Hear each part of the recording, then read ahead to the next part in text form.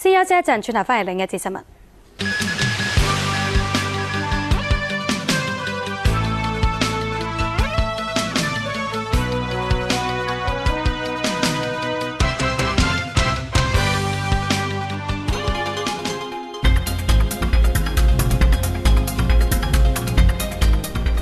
流感高峰期遇正農曆新年，唔少市民都以為私家診所冇開門，於是咧就去咗公立醫院嘅急症室度求醫。嗱，如果唔想小病小痛都喺公立醫院急症室呆等好多個鐘頭，有一個更加好嘅做法。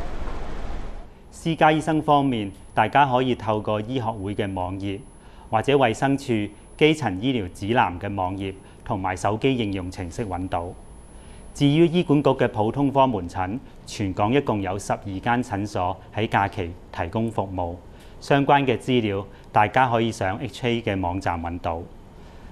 大家去睇醫生之前，記得打去電話預約系統預約。嗱，睇真啲啦，喺醫學會嘅網頁已經係有齊全港各區喺長假期間仍然維持服務嘅私家診所嘅資料。嗱，市民去之前呢，記得要先打電話去問真呢個地址同埋應診時間先好去啦。另外，如果係用衛生署基層醫療指南嘅應用程式，咁就可以就住大家嘅位置揾到最近自己嘅中西醫以至牙醫診所。咁市民如果有唔舒服咧，都可以盡快去求醫啦。